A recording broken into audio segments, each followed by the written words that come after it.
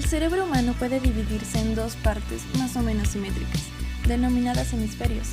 Tales divisiones son macroscópicamente identificables, y en cada uno de los hemisferios se encuentra el 50% de cada uno de los lóbulos. Cada uno de los hemisferios se divide en 4 lóbulos diferentes: el lóbulo occipital, el lóbulo parietal, el lóbulo temporal y el lóbulo frontal. Aunque concretamente, en la corteza cerebral existen 5 lóbulos diferentes. Cada uno de ellos presenta una estructura determinada y se encarga de desempeñar actividades y funciones distintas. Lóbulo occipital. El más pequeño de los 4 lóbulos.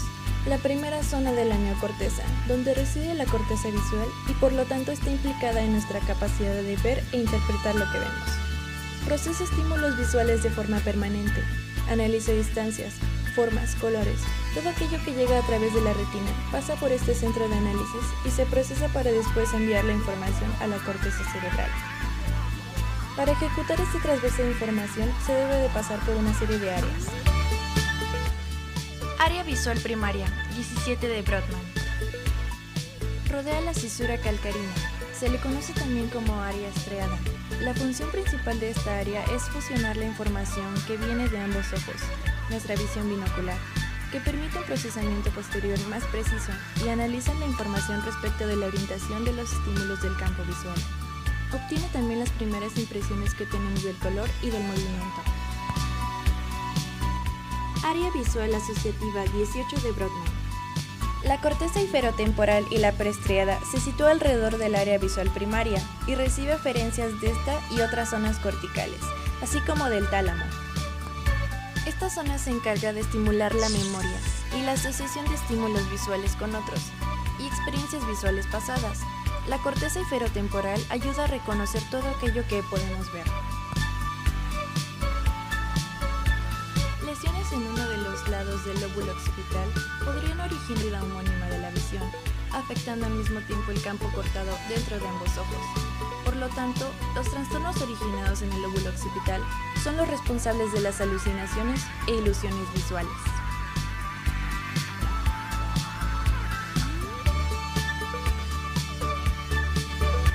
Lóbulo parietal.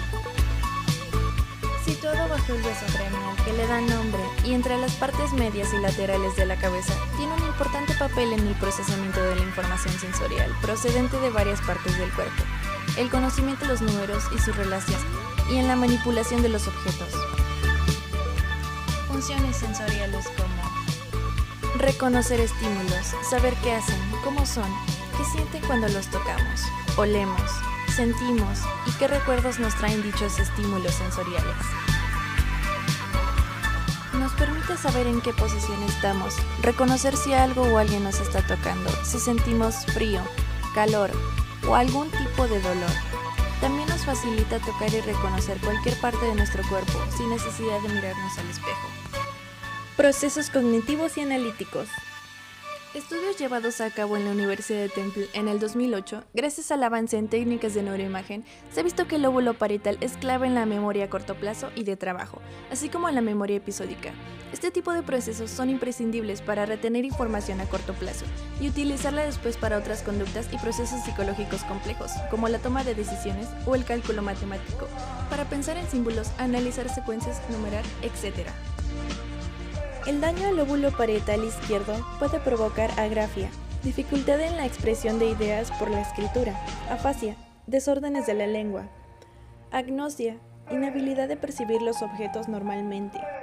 El daño al lóbulo parietal derecho puede provocar heminegligencia, el descuido de una parte del cuerpo al espacio y puede deteriorar las habilidades para el cuidado de uno mismo. Apraxia construccional, dificultad para fabricar las cosas. Anosognosia, negación de los déficits de funciones neurológicas. Lóbulo temporal. Es el segundo lóbulo de mayor tamaño de la corteza cerebral y se localiza frente al lóbulo occipital. Las principales funciones que residen en el lóbulo temporal tienen que ver con la memoria. El lóbulo temporal dominante está implicado en el recuerdo de palabras y nombres de los objetos. El lóbulo temporal no dominante, por el contrario, está implicado en nuestra memoria visual. También desempeña funciones importantes relacionadas con la audición y el lenguaje, durante la escucha del habla o música.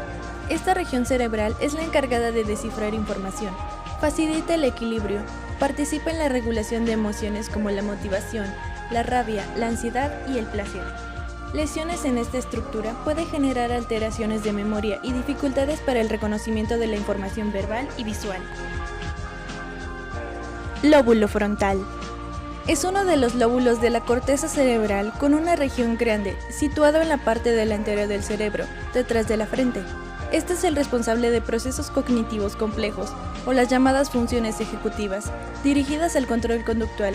Se relaciona con la producción del lenguaje, el juicio, funciones motoras y la conducta sexual. Funciones. Ideación a largo plazo. Proceso de formación de ideas en la mente que te permite pensar en el futuro, imaginar planes y estrategias que deseas ejecutar, navegar entre los distintos pensamientos que surgen en tu mente, buscando así objetivos y necesidades personales que den sentido a tu vida. Gestión de la memoria del trabajo, también conocida como memoria operativa, es el conjunto de procesos que nos permite el almacenamiento y manipulación temporal de la información para la realización de tareas cognitivas complejas como la comprensión del lenguaje, la lectura, el aprendizaje o el razonamiento. La memoria de trabajo es un tipo de memoria a corto plazo.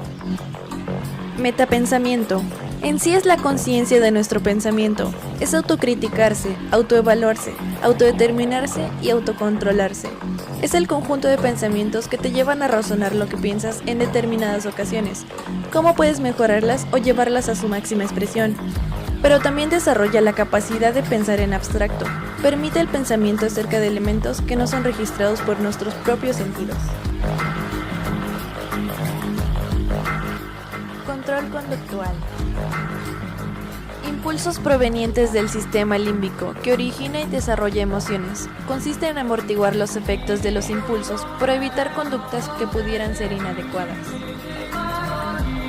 Cognición social. Es el conjunto de procesos cognitivos y emocionales mediante los cuales interpretamos, analizamos, recordamos y empleamos la información sobre el mundo social. Hace referencia a cómo pensamos acerca de nosotros mismos, de los demás y su comportamiento, de las relaciones sociales, cómo damos sentido a toda esta información y emitimos comportamientos en base a ella. Es decir, se refiere a nuestros pensamientos acerca de las relaciones sociales que hemos tenido a lo largo de nuestra vida. A medida que vamos creando relaciones sociales, almacenamos información en nuestro cerebro sobre nuestras experiencias. La interpretación de esta información es la que determinará nuestra conducta futura a nivel social. Una lesión en esta región podría ocasionar trastornos en el razonamiento, en la capacidad de resolución de problemas, en el lenguaje, en el control motor, en la motivación, la afectividad, la personalidad, la atención, la memoria y la percepción. Ínsula, conocida como el quinto lóbulo cerebral, influye en gran cantidad de procesos superiores. Es un elemento de gran importancia para el correcto funcionamiento e incluso supervivencia del organismo. Influye en la percepción del gusto y olfato, control visceral y somatopercepción, integración de información emocional y perceptiva, implicación en adicciones, deseos y craving, empatía y reconocimiento emocional.